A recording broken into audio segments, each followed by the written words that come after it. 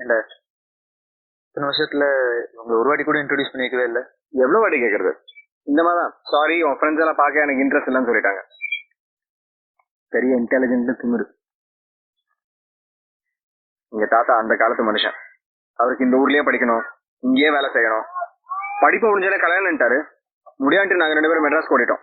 அதனால செம்ம கோவத்துல இருக்காரு. கொஞ்சம் பார்த்து நடந்துக்க. என்ன மணி, யார் வரா பாருங்க. கீர்த்தி வாங்க, இங்கேயே பேசு. நீங்க சொன்னா சரிண்ணா. நமஸ்காரம் தாத்தா. தாத்தா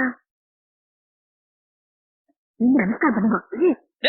சிச்சி, ஏண்டா கிருஷ்ணா, ஏன் என் காலில் விழுறான்? அந்த பைத்தியக்கார கிழவன் எல்லாம் எப்பவும் சச்சான்னு சொல்லு. என்ன பெரிய வார்த்தையெல்லாம் பேசுறேன்? அவ மெட்ராஸுக்கு போய் பெரிய உத்தியோகத்துல இருக்கா.